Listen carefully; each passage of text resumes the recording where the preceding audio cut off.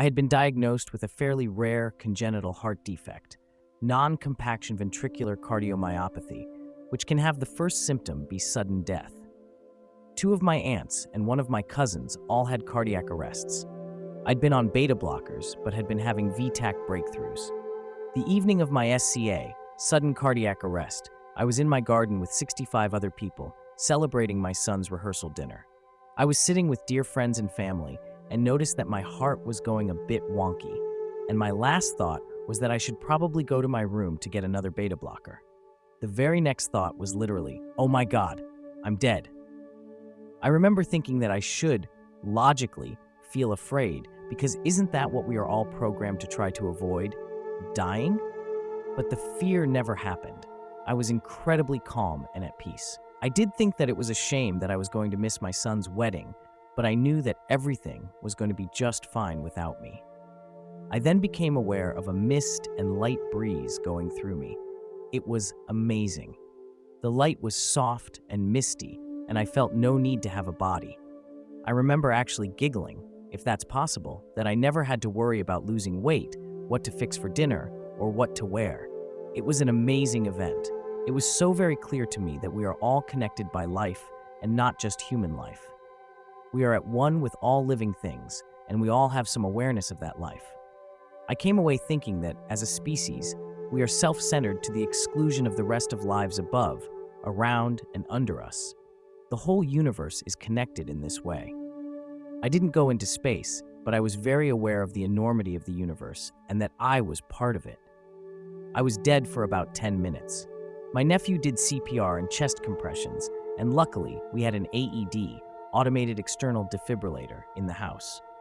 My husband connected me to it, and not knowing any better, shocked me 7+ times and actually burned holes in the pads, to say nothing of my chest. When the paramedics arrived, I had 3 more shocks to my heart. I was vaguely aware of being somewhat alive, but disappointed that I'd left serenity behind. After about 15 hours, I began to feel connected to this world again, but found it incredibly difficult to communicate, besides having cracked ribs and second-degree burns on my chest. The most difficult part of my recovery was twofold. 1, not having anyone to talk to and share the experience with, and 2, having to take care of all the family and friends that were traumatized by my death. I kept having to remind them that I wasn't there, so I couldn't share their pain, trauma. This seemed to go on for months afterwards. Everyone had to tell their story of what had happened and repeated it often. I just didn't have the mental fortitude and vocabulary to help them through their pain. I don't know if this is at all relevant, but in the preceding weeks before my SCA, I had hallucinations. My doc thought it was lack of blood flow to the brain. I don't know. I would go into a room and there would be small groups of people standing quietly and watching me. For some reason, I wasn't afraid or even mystified. They were just there and seemed benign. I could look right at them and they would move and seem totally real, but I knew they were not real. Also, paintings that we have in the house would be totally different in their frames. Where there used to be a portrait, it would be a landscape, etc. Again, I knew that it was all in my brain and just dismissed it. There was too much going on to bother. The hallucinations continued after my death for a couple of years. I was too embarrassed to talk to my doctors about it, except for my cardiologist who visited me in the ICU, because I was afraid they would think I was crazy. The visions were never frightening or negative, but completely lifelike. Who knows? It has been suggested the people could have been, but again, who knows?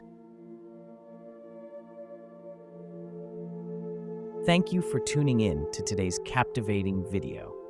Every story showcased on this channel is either graciously shared by our viewers or carefully curated from the rich archives of ians.org, unless specified otherwise. If you have a personal story you'd love to see featured, don't hesitate to reach out. You can find my email conveniently listed in the video description below. Looking forward to hearing from you.